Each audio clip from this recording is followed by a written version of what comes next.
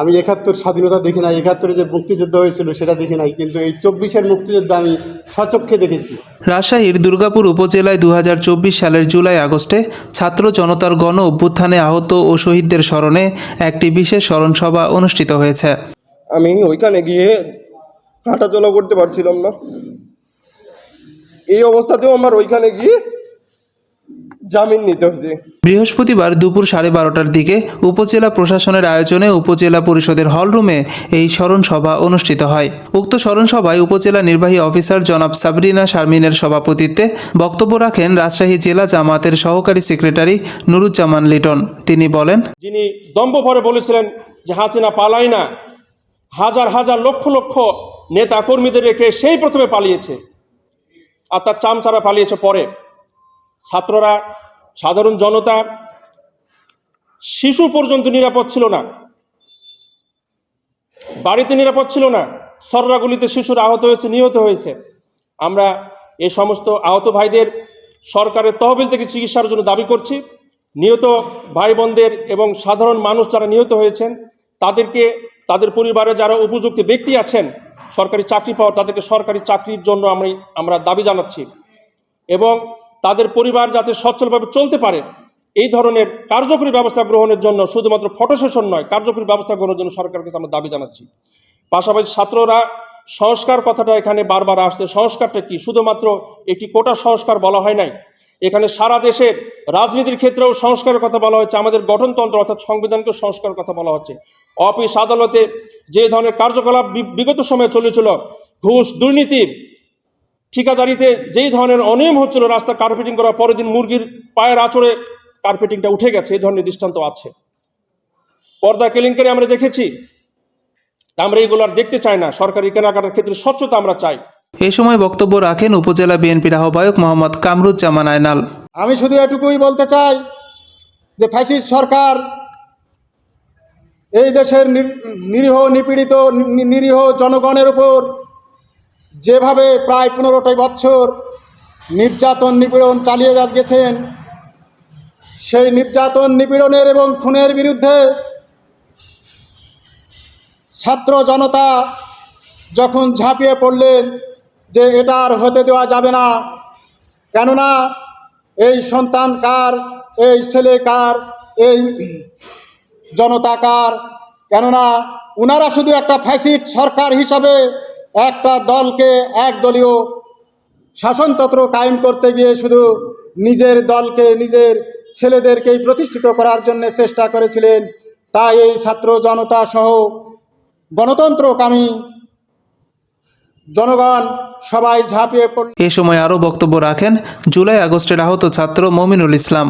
ওটিতে যখন গেলাম, ম্যাডাম আবার ওটিতে নিলেন? এটা ম্যাডাম ছিল, হ্যাঁ মমিন তোকে ওটিতে নিলাম। এখানে আবার 5টা ছিল, এখানে 6টা ছিল। এখানে আবার কিছু কালেকশন ছিল, ময়লা আবর্জনা, সেই কালেকশনগুলো বের করলো। জ্ঞানেই ছিলাম। তারপর সেলাই দিয়ে বের করে 22 তারিখে আপনার ছুটি দিলাম। সেখানে ডাক্তারের ব্যবহার অত্যন্ত ভালো ছিল, মনে হচ্ছে নিজের ছেলের চিকিৎসা করতেছে এরকম। খুবই ভালো লাগলো ডাক্তারদের। তো 22 তারিখে যখন চলে আসলাম, এর মধ্যে একটা কাহিনী, একটা জিনিস খারাপ লাগে, বলতে চাচ্ছি না তবু বলতে হবে। আমার মাথার যে অপারেশন হয়েছে, আমার কোনো প্রেশার নেওয়া যাবে না, কোনো চিন্তা করা যাবে না। আমি বাসায় আসলাম, বাসায় আসতেই নোটিশ নিয়ে গেছে। এখন কিসের নোটিশ? আপনার উপরে কেস হয়েছে। কি কেস? 506 ধারা কেস করছে। একটু টেনশন হলো যে কি থাকে। আমি 5 তারিখ থেকে আহত হয়ে 2-3 মাস যাবৎ মেডিকেলে অবস্থান করছি। আমি নাকি কাউকে হুমকি দিয়েছি, মারতে গেছি, আমার নামে কেস করছে। খুবই কষ্ট লাগে। আর ওই কেসের আমি জানি না কি হয়, রাষ্ট্রবিরোধী কেস, এগুলো কেস কি জানি না আমি। তে মনে মনে হয় যে আমি রাষ্ট্রের জন্য এত কিছু করতে গেলাম, রাষ্ট্র আমার বিরুদ্ধে। তে আমার 6 তারিখে ডেট ছিল। 6 তারিখে যে আমার জামিন নিতে হয়েছে। আমি ওইখানে গিয়ে হাঁটাচলা করতে পারছিলাম না, এই অবস্থাতেও আমার ওইখানে গিয়ে জামিন নিতে হয়েছে। অনুষ্ঠানে সংক্ষিপ্ত বক্তব্য রাখেন দুর্গাপুর থানার ভারপ্রাপ্ত অফিসার ইনচার্জ মোহাম্মদ দরুল ইসলাম। আমি ৭১ স্বাধীনতা দেখি নাই, ৭১ যে মুক্তিযুদ্ধ হয়েছিল সেটা দেখি নাই, কিন্তু এই ২৪-এর মুক্তিযুদ্ধ আমি স্বচক্ষে দেখেছি যে মুক্তিযোদ্ধা কাকে বলে, যুদ্ধ কাকে বলে, কীভাবে আদায় করে নিতে হয় নিজের অধিকার। তে আমাদের অনেক কিছু বলার থাকে, যে যারা এই আন্দোলনে যারা মৃত্যুবরণ করেছেন, যারা আহত হয়েছে, তাদের সবার মাগফিরাত কামনা করি। পাশাপাশি আমি একটা কথা বলতে চাই যে আমাদের দেশে যারা আমরা এই বৈষম্যবিরোধী ছাত্র আন্দোলনে যারা অংশগ্রহণ করেছি প্রত্যক্ষভাবে, তারা যে বলিষ্ঠ ভূমিকা পালন করেছে, এই বলিষ্ঠ ভূমিকা পালন করছে অনেক রাজনীতিবিদই কিন্তু এটা করতে পারে নাই। তাদের বলিষ্ঠ ভূমিকার কারণে আজকে আমরা এরকম একটা স্বাধীন দেশ ঘোষণা করতে পেরেছি। ২৪-এর এই আসলে স্মরণীয় হয়ে থাকবে আমাদের মাঝে। এছাড়াও উপজেলা নির্বাহী কর্মকর্তা জনাব সাবরিনা শারমিন অনুষ্ঠানের শেষ মুহূর্তে আহত পরিবারের হাতে পুষ্প অর্পণ করে সংক্ষিপ্ত বক্তব্যের মাধ্যমে অনুষ্ঠানের সমাপ্তি ঘোষণা করেন। নতুন বাংলাদেশে আমরা আছি, আমরা আপনাদের সকলের সহযোগিতা চাচ্ছি, কেননা আমাদের অনেক ছাত্র জনতা এখানে রক্ত দিয়েছে।